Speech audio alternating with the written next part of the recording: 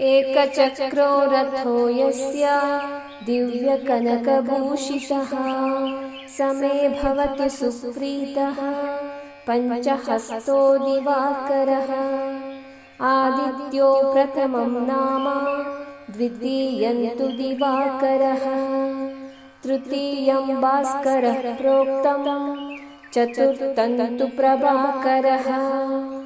पञ्चमं तु सहस्रांशुः षष्ठं त्रैलोक्यलोचनः सप्तमं हरिदश्वश्च अष्टमं तु विभावसुः नवमं दिनकरं प्रोक्तो दशमं द्वादशात्मकः एकादशं त्रयीमूर्तिः द्वादशं सूर्य एव च द्वादशादित्यनामानि प्रातःकाले पठेन्नरः दुःखप्रणाशनं चैव सर्वदुःखं च नश्यति एकचक्रो रथो यस्य दिव्यकनकभूषितः स मे भवतु सुप्रीतः पञ्चहस्तो दिवाकरः आदित्यो प्रथमं नाम द्वितीयं तु दिवाकरः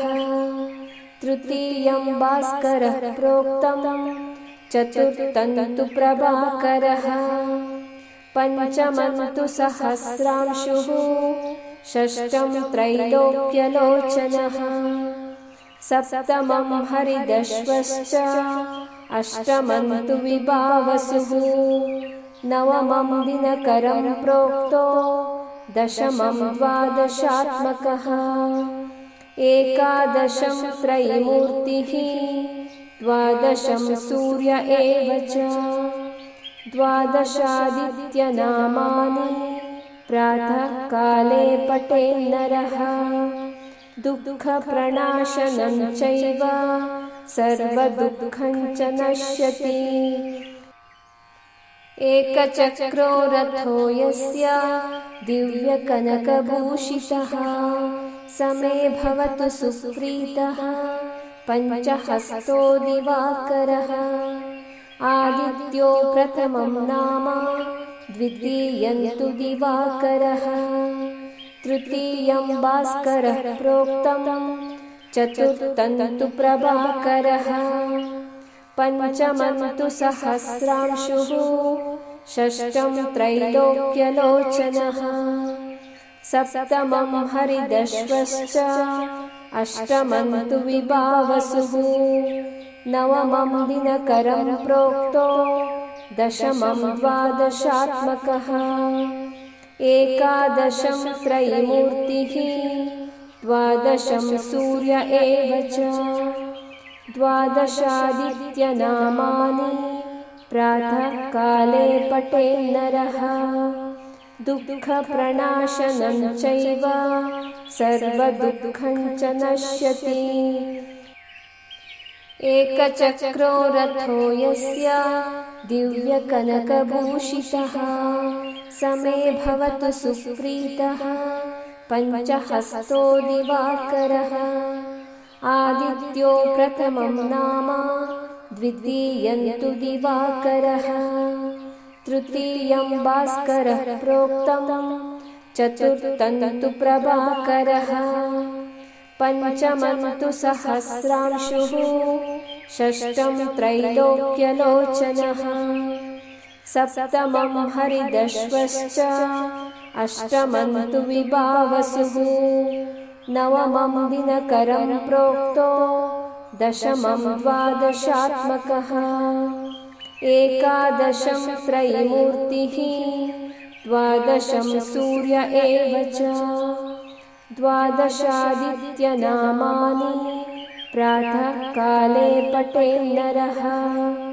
दुःखप्रणाशनं चैव सर्वदुःखं च नश्यति एकचक्रो रथो यस्य दिव्यकनकभूषितः स मे भवतु सुप्रीतः पञ्चहस्तो दिवाकरः आदित्यो प्रथमं नाम द्वितीयं तु दिवाकरः तृतीयं भास्करः प्रोक्तं चतुर्थं तु प्रभाकरः पञ्चमं तु सहस्रांशुः षष्ठं त्रैलोक्यलोचनः सप्तमं हरिदश्वश्च अष्टमं तु विभावसुः नवमं दिनकरं प्रोक्तो दशमं द्वादशात्मकः एकादशं त्रयीमूर्तिः द्वादशं सूर्य एव च द्वादशादित्यनामानि प्रातःकाले पठेन्नरः दुःखप्रणाशनं चैव सर्वदुःखं च नश्यति एकचक्रो रथो यस्य दिव्यकनकभूषितः स मे भवतु सुप्रीतः पञ्चहस्तो दिवाकरः आदित्यो प्रथमं नाम द्वितीयं तु दिवाकरः तृतीयं भास्करः प्रोक्तं चतुर्थं तु प्रभाकरः पञ्चमं तु सहस्रांशुः षष्ठं त्रैलोक्यलोचनः सप्तमं हरिदश्वश्च अष्टमं तु विभावसुः नवमं दिनकरं प्रोक्तो दशमं द्वादशात्मकः एकादशं त्रयीमूर्तिः द्वादशं सूर्य एव च द्वादशादित्यनामानि प्रातःकाले पठेन्नरः दुःखप्रणाशनं चैव सर्वदुःखं च नश्यति एकचक्रो रथो यस्य दिव्यकनकभूषितः स मे भवतु सुप्रीतः पञ्चहस्तो दिवाकरः आदित्यो प्रथमं नाम द्वितीयं तु दिवाकरः तृतीयं भास्करः प्रोक्तं चतुर्थं तु प्रभाकरः पञ्चमं तु सहस्रांशुः षष्ठं त्रैलोक्यलोचनः सप्तमं हरिदश्वश्च अष्टमं तु विभावसुः नवमं दिनकरं प्रोक्तो दशमं द्वादशात्मकः एकादशं त्रयीमूर्तिः द्वादशं सूर्य एव च द्वादशादित्यनामानि प्रातःकाले पठेन्नरः दुःखप्रणाशनं चैव सर्वदुःखं च नश्यति एकचक्रो रथो यस्य दिव्यकनकभूषितः स मे भवतु सुप्रीतः पञ्चहस्तो दिवाकरः आदित्यो प्रथमं नाम द्वितीयं तु दिवाकरः तृतीयं भास्करः प्रोक्तं चतुर्थं तु प्रभाकरः पञ्चमं तु सहस्रांशुः षष्ठं त्रैलोक्यलोचनः सप्तमं हरिदश्वश्च अष्टमं तु विभावसुः नवमं दिनकरं प्रोक्तो दशमं द्वादशात्मकः एकादशं त्रयीमूर्तिः द्वादशं सूर्य एव च द्वादशादित्यनामानि प्रातःकाले पठेन्नरः दुःखप्रणाशनं चैव सर्वदुःखं च नश्यति एकचक्रो रथो यस्य दिव्यकनकभूषितः स मे भवतु सुप्रीतः पञ्चहस्तो दिवाकरः आदित्यो प्रथमं नाम द्वितीयं तु दिवाकरः तृतीयं भास्करः प्रोक्तं चतुर्थं तु प्रभाकरः पञ्चमं तु सहस्रांशुः षष्ठं त्रैलोक्यलोचनः सप्तमं हरिदश्वश्च अष्टमं तु विभावसुः नवमं दिनकरं प्रोक्तो दशमं द्वादशात्मकः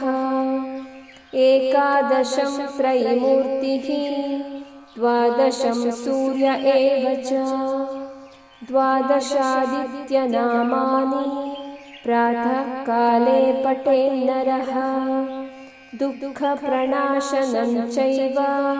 सर्वदुःखं च नश्यति एकचक्रो रथो यस्य दिव्यकनकभूषितः स मे भवतु सुप्रीतः पञ्चहस्तो दिवाकरः आदित्यो प्रथमं नाम द्वितीयं तु दिवाकरः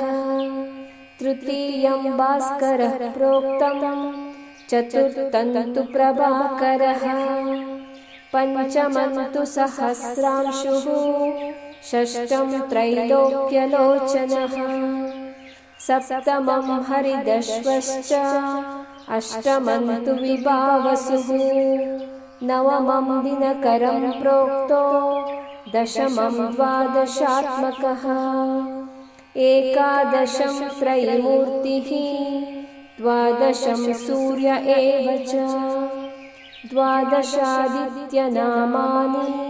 प्रातःकाले पठेन्नरः दुःखप्रणाशनं चैव सर्वदुःखं च नश्यति एकचक्रो रथो यस्य दिव्यकनकभूषितः स मे भवतु सुप्रीतः पञ्चहस्तो दिवाकरः आदित्यो प्रथमं नाम द्वितीयं तु दिवाकरः तृतीयं भास्करः प्रोक्तं चतुर्थं तु प्रभाकरः पञ्चमं तु सहस्रांशुः षष्ठं त्रैलोक्यलोचनः सप्तमं हरिदश्वश्च अष्टमं तु विभावसुः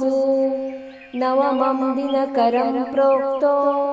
दशमं द्वादशात्मकः एकादशं त्रयीमूर्तिः द्वादशं सूर्य एव च द्वादशादित्यनामानि प्रातःकाले पठेन्नरः दुःखप्रणाशनं चैव सर्वदुःखं च नश्यति एकचक्रो रथो यस्य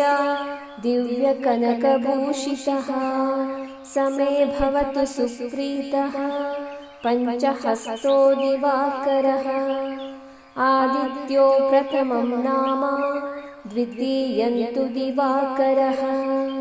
तृतीयं भास्करः प्रोक्तं चतुर्थं तु प्रभाकरः पञ्चमं तु सहस्रांशुः षष्ठं त्रैलोक्यलोचनः सप्तमं हरिदश्वश्च अष्टमं तु विभावसुः नवमं दिनकरं प्रोक्तो दशमं द्वादशात्मकः एकादशं त्रयीमूर्तिः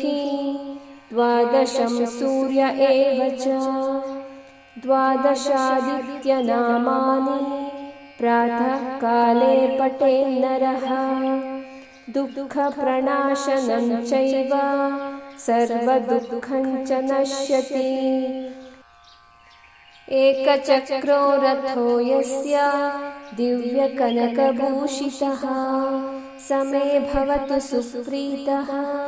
पञ्चहस्तो दिवाकरः आदित्यो प्रथमं नाम द्वितीयं तु दिवाकरः तृतीयं भास्करः प्रोक्तं चतुर्थं तु प्रभाकरः पञ्चमं तु सहस्रांशुः षष्ठं त्रैलोक्यलोचनः सप्तमं हरिदश्वश्च अष्टमं तु विभावसुः नवमं दिनकरं प्रोक्तो दशमं द्वादशात्मकः एकादशं त्रयीमूर्तिः द्वादशं सूर्य एव च।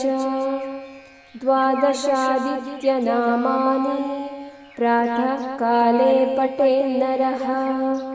दुःखप्रणाशनं चैव सर्वदुःखं च नश्यति। एकचक्रो रथो यस्य दिव्यकनकभूषितः स मे भवतु सुप्रीतः पञ्चहस्तो दिवाकरः। आदित्यो प्रथमं नाम द्वितीयं तु दिवाकरः तृतीयं भास्करः प्रोक्तं चतुर्थं तु प्रभाकरः पंचमं तु सहस्रांशुः षष्ठं त्रैलोक्यलोचनः सप्तमं हरिदश्वश्च अष्टमं तु विभावसुः नवमं दिनकरं प्रोक्तो दशमं द्वादशात्मकः एकादशं त्रयीमूर्तिः द्वादशं सूर्य एव च। द्वादशादित्यनामानि प्रातःकाले पठेन्नरः दुःखप्रणाशनं चैव सर्वदुःखं च नश्यति। एकचक्रो रथो यस्य दिव्यकनकभूषितः स मे भवतु सुप्रीतः पञ्चहस्तो दिवाकरः।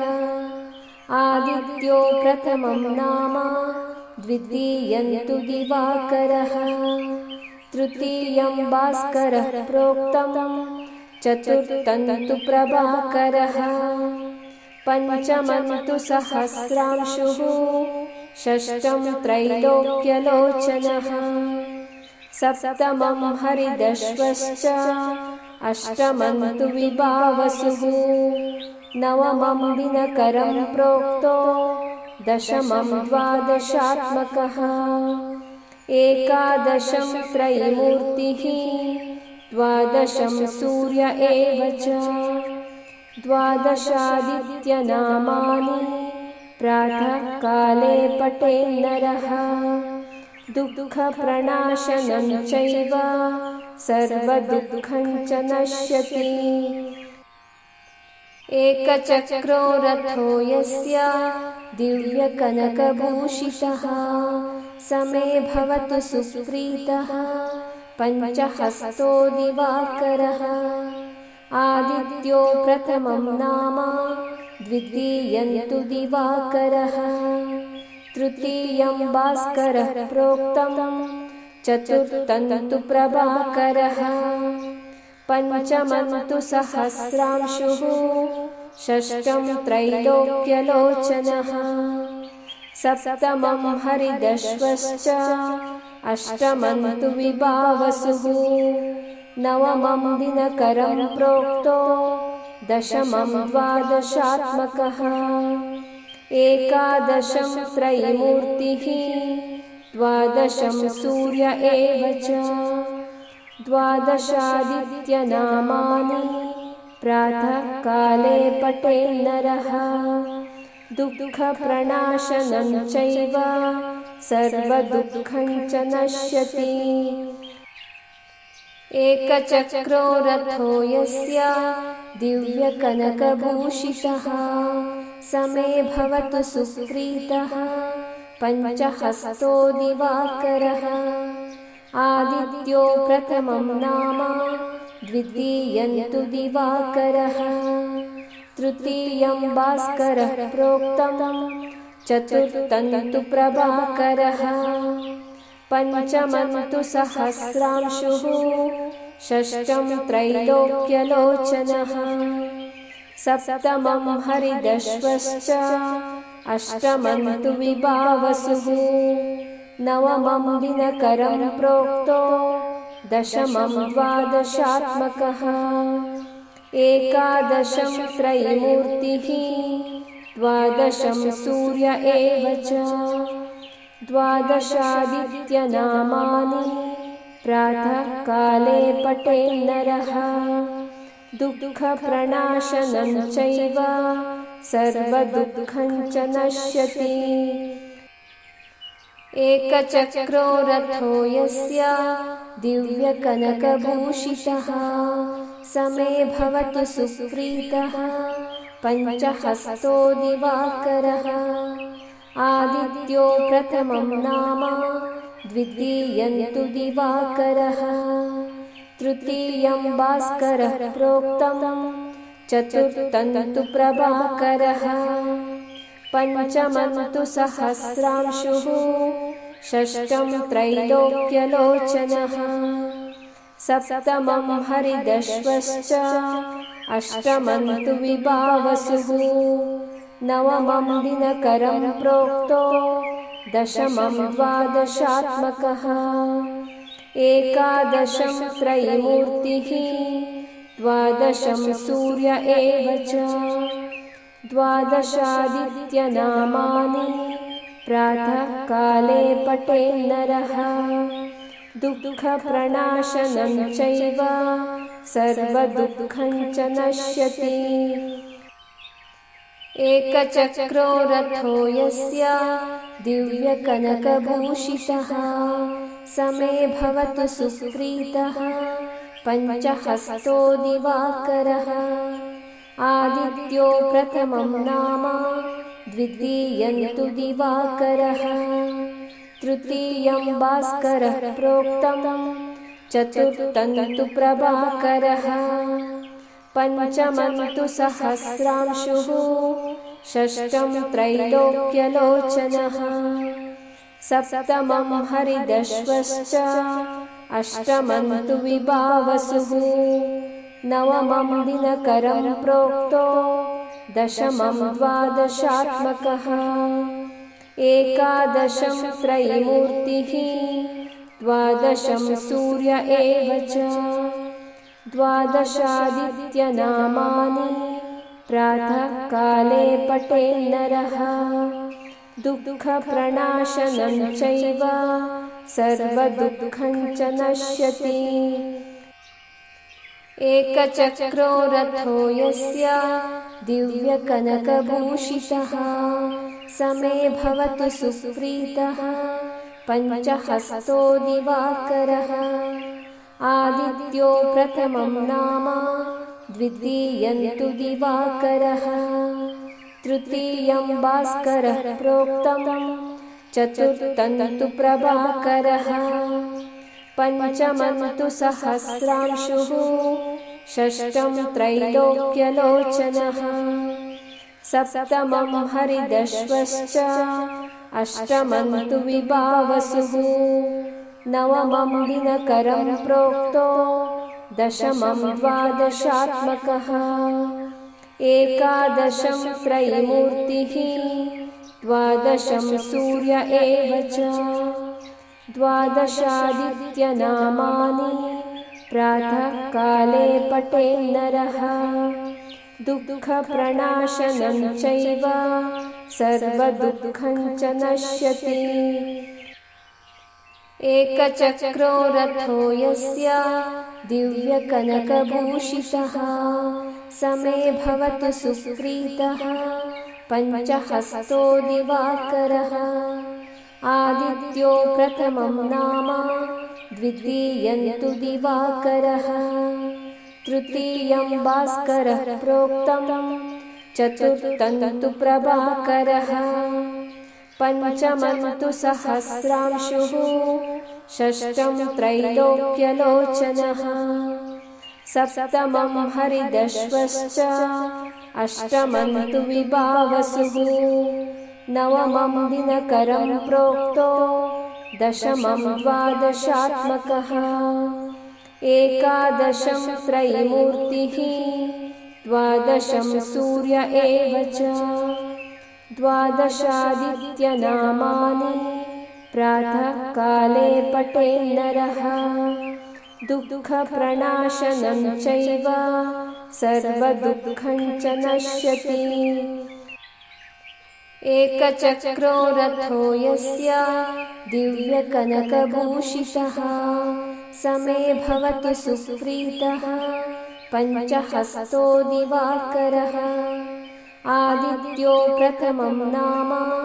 द्वितीयं तु दिवाकरः तृतीयं भास्करः प्रोक्तं चतुर्थं तु प्रभाकरः पञ्चमं तु सहस्रांशुः षष्ठं त्रैलोक्यलोचनः सप्तमं हरिदश्वश्च अष्टमं तु विभावसुः नवमं दिनकरं प्रोक्तो दशमं द्वादशात्मकः एकादशं त्रयीमूर्तिः द्वादशं सूर्य एव च द्वादशादित्यनामानि प्रातःकाले पठेन्नरः दुःखप्रणाशनं चैव सर्वदुःखं च नश्यति एकचक्रो रथो यस्य दिव्यकनकभूषितः स मे भवतु सुप्रीतः पञ्चहस्तो दिवाकरः आदित्यो प्रथमं नाम द्वितीयं तु दिवाकरः तृतीयं भास्करः प्रोक्तं चतुर्थं तु प्रभाकरः पञ्चमं तु सहस्रांशुः षष्ठं त्रैलोक्यलोचनः सप्तमं हरिदश्वश्च अष्टमं तु विभावसुः नवमं दिनकरं प्रोक्तो दशमं द्वादशात्मकः एकादशं त्रयीमूर्तिः द्वादशं सूर्य एव च द्वादशादित्यनामानि प्रातःकाले पठेन्नरः दुःखप्रणाशनं चैव सर्वदुःखं च नश्यति एकचक्रो रथो यस्य दिव्यकनकभूषितः स मे भवतु सुप्रीतः पञ्चहस्तो दिवाकरः आदित्यो प्रथमं नाम द्वितीयं तु दिवाकरः तृतीयं भास्करः प्रोक्तं चतुर्थं तु प्रभाकरः पञ्चमं तु सहस्रांशुः षष्ठं त्रैलोक्यलोचनः सप्तमं हरिदश्वश्च अष्टमं तु विभावसुः नवमं दिनकरं प्रोक्तो दशमं द्वादशात्मकः एकादशं त्रयीमूर्तिः द्वादशं सूर्य एव च द्वादशादित्यनामानि प्रातःकाले पठेन्नरः दुःखप्रणाशनं चैव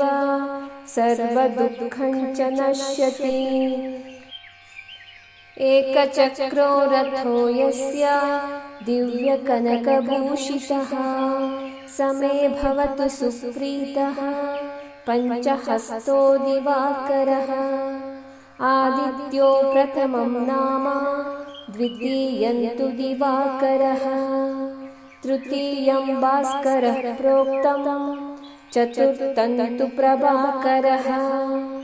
पञ्चमं तु सहस्रांशुः षष्ठं त्रैलोक्यलोचनः सप्तमं हरिदश्वश्च अष्टमं तु विभावसुः नवमं दिनकरं प्रोक्तो दशमं द्वादशात्मकः एकादशं त्रयीमूर्तिः द्वादशं सूर्य एव च द्वादशादित्यनामानि प्रातःकाले पठेन्नरः दुःखप्रणाशनं चैव सर्वदुःखं च नश्यति एकचक्रो रथो यस्य दिव्यकनकभूषितः स मे भवतु सुप्रीतः पञ्चहस्तो दिवाकरः आदित्यो प्रथमं नाम द्वितीयं तु दिवाकरः तृतीयं भास्करः प्रोक्तं चतुर्थं तु प्रभाकरः पञ्चमं तु सहस्रांशुः षष्ठं त्रैलोक्यलोचनः सप्तमं हरिदश्वश्च अष्टमं तु विभावसुः नवमं दिनकरं प्रोक्तो दशमं द्वादशात्मकः एकादशं त्रयीमूर्तिः द्वादशं सूर्य एव च द्वादशादित्यनामानि प्रातःकाले पठेन्नरः दुःखप्रणाशनं चैव सर्वदुःखं च नश्यति एकचक्रो रथो यस्य दिव्यकनकभूषितः स मे भवतु सुप्रीतः पञ्चहस्तो दिवाकरः आदित्यो प्रथमं नाम द्वितीयं तु दिवाकरः तृतीयं भास्करः प्रोक्तं चतुर्थं तु प्रभाकरः पञ्चमं तु सहस्रांशुः